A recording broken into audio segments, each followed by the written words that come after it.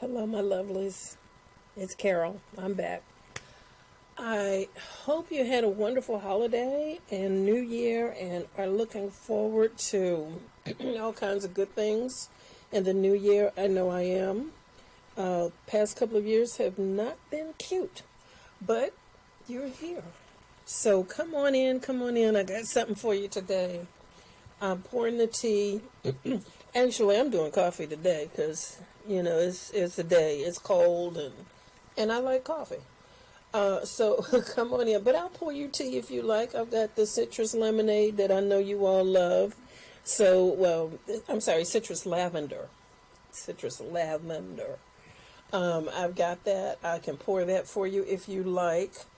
But I'm sticking with the coffee, so there we go. I'm going to be honest with you. I've been struggling a little bit. I got sick with some kind of virus, something, not the big C stuff, but something that really had me down for the count for a couple of weeks, right after Thanksgiving. And I don't know what it was, but it was an opportunity for me to do some reflecting and some studying and sort of just kind of catching up with myself. So there's some things that came out of that I'd like to share.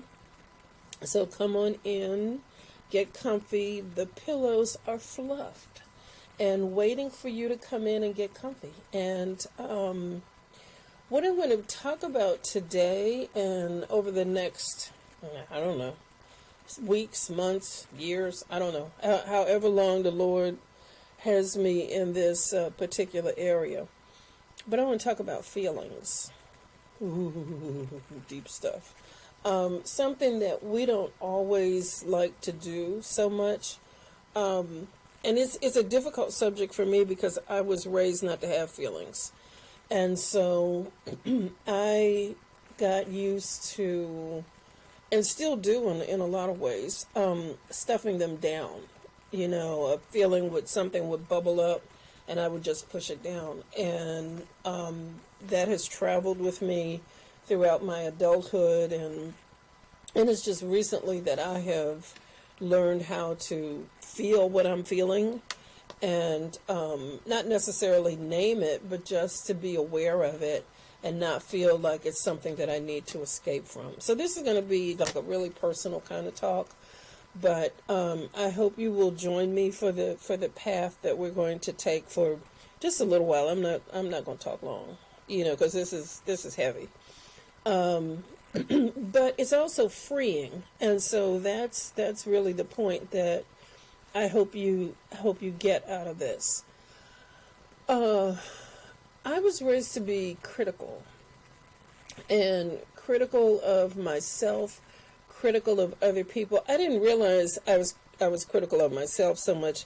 I really focused it like a laser on other people, So, say if somebody walked in a room, I would immediately see what was wrong.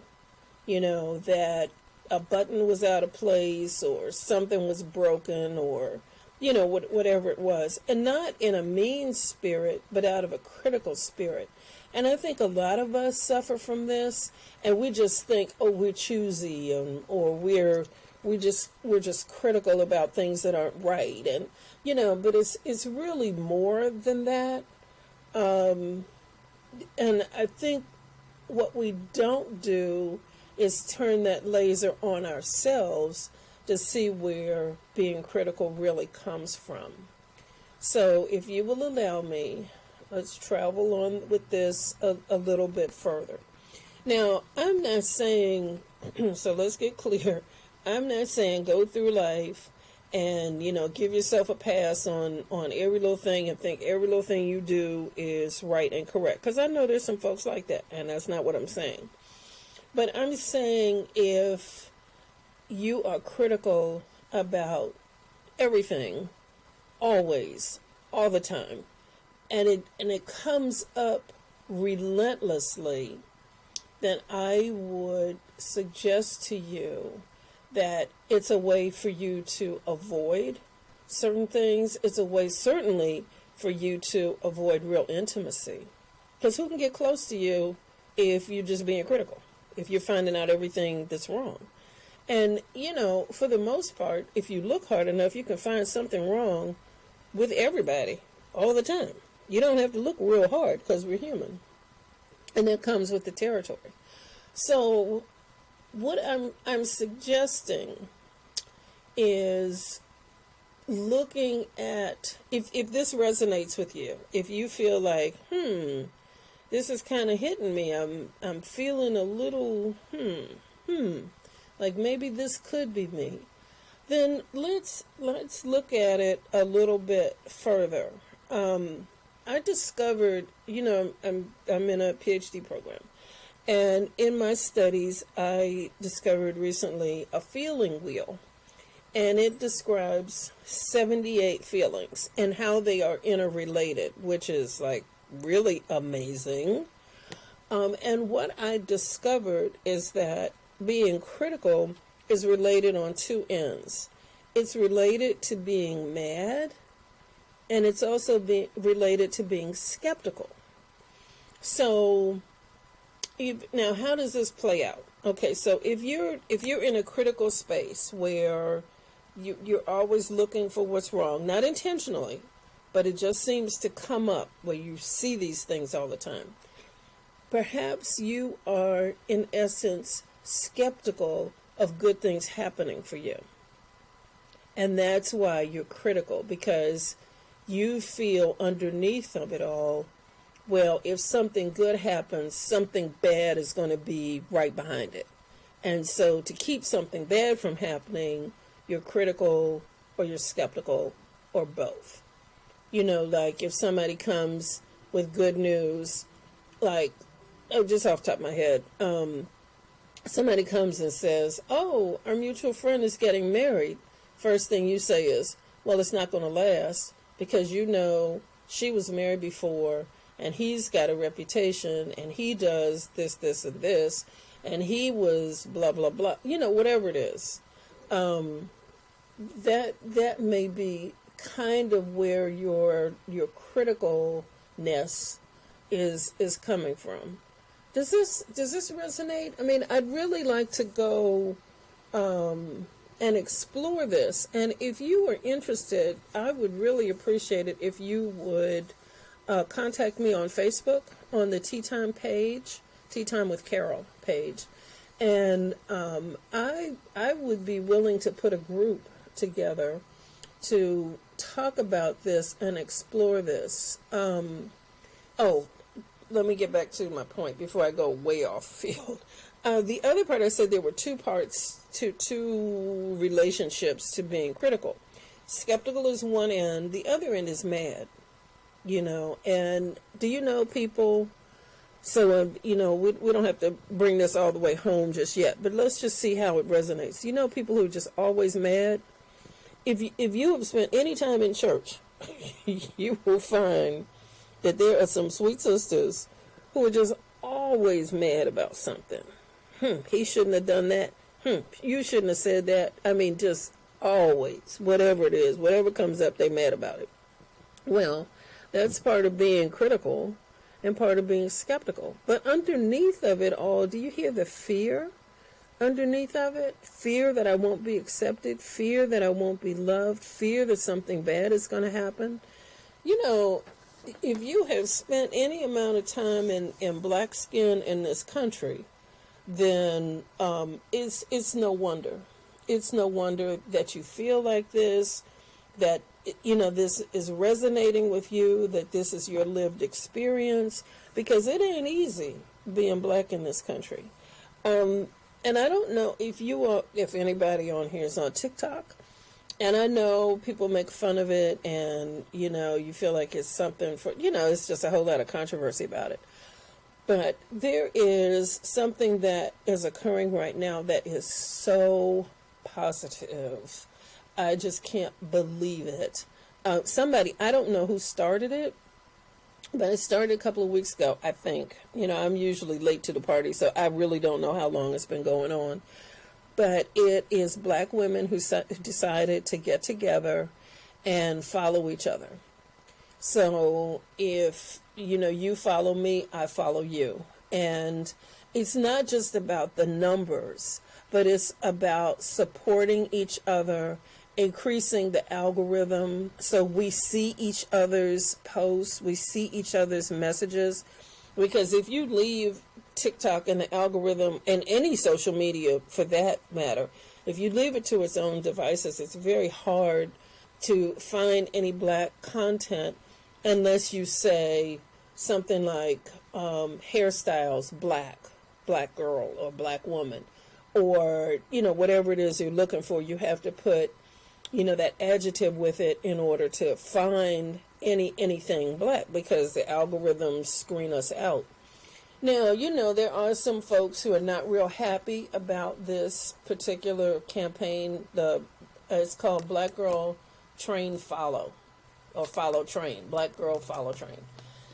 And if you're not on TikTok, get on it. They're not paying me, but I just find it so overwhelmingly positive. And I have seen such incredible messages just from the couple of days that I've been following.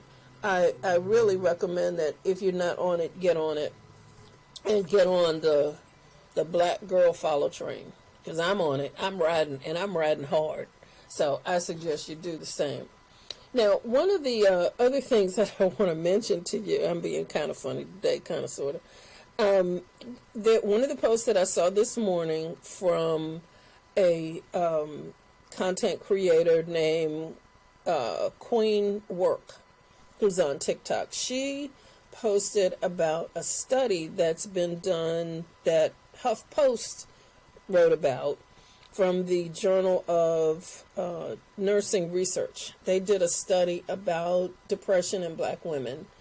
And it was very, very interesting.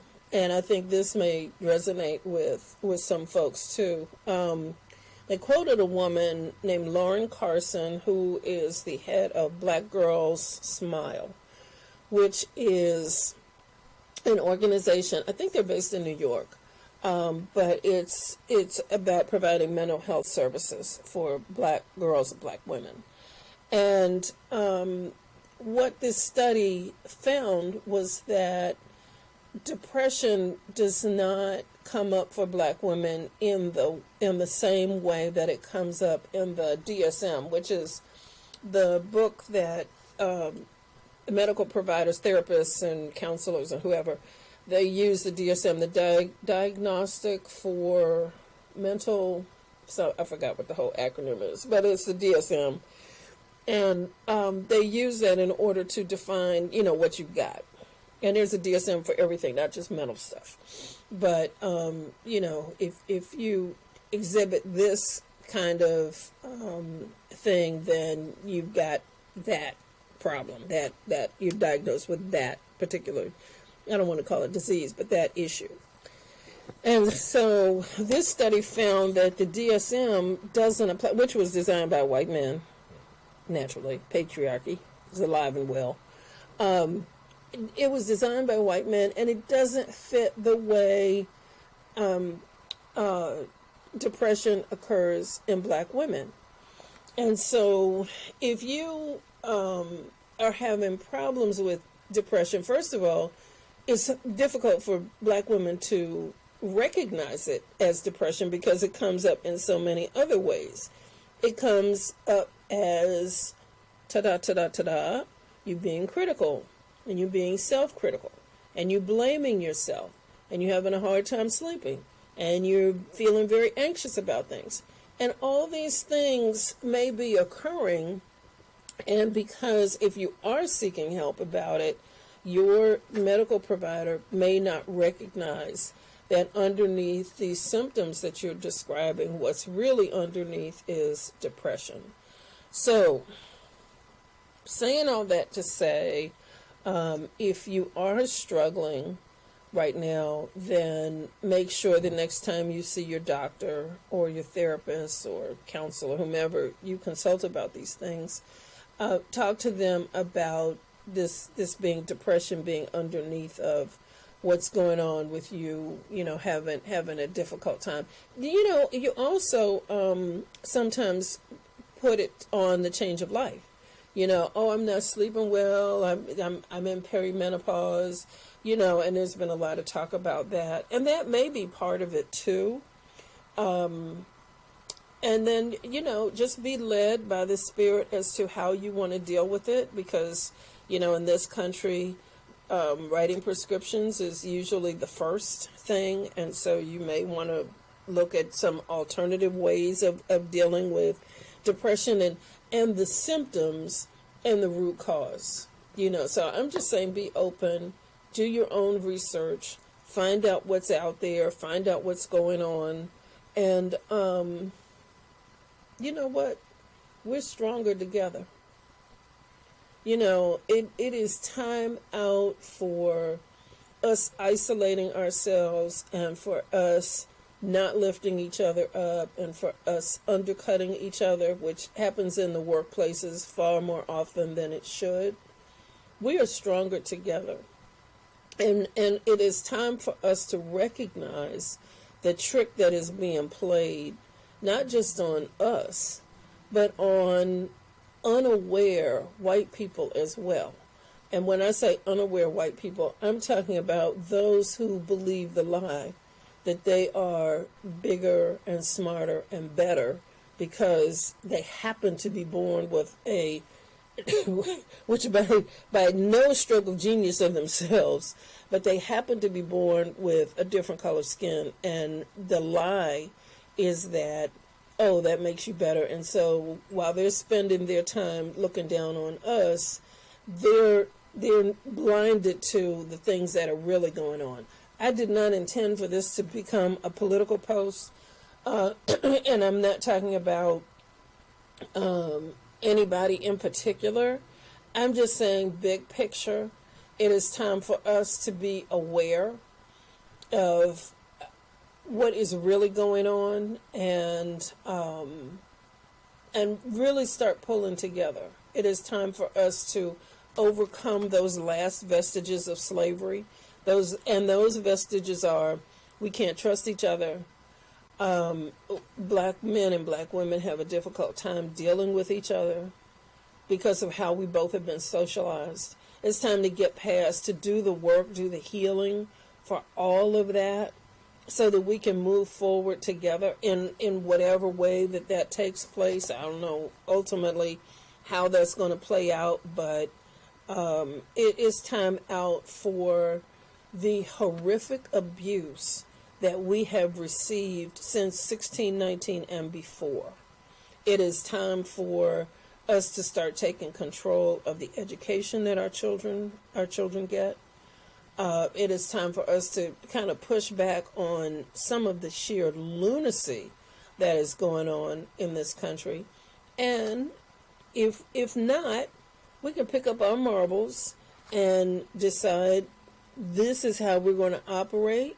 You no longer get our money. We no longer are going to do these things for you, or whatever else we decide as a group, as a people. And we can do that. We can do that. So it's time out for the mistreatment. It's time out for open season on black men and black women. It's time out.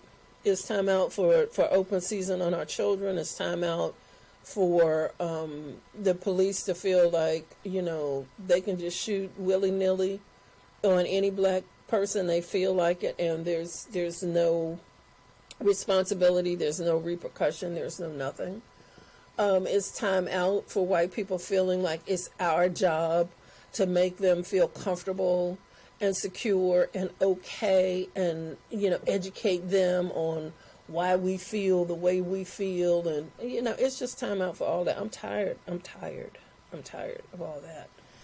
But at the same time, I feel like there is such an opportunity for us if we recognize what is really, really operating here. So,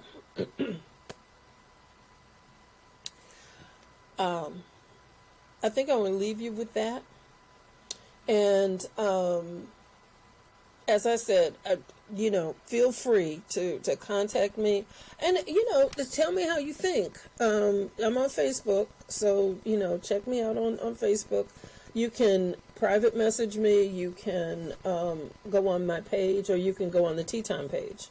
And I would really like to hear some feedback and see if the feelings wheel resonates with you, because there's 78 feelings, and I would like to continue exploring all of them. We talked about 3 today, and we'll continue plowing through this wheel and see how it resonates for us, Black folks. So with that, my beloved, I'm going to leave you for today in absolute love, clothed in love, with shining stars surrounding you, angels behind you, and nothing but the sun in your face warming you. And you know what? I really love you. I really, really do.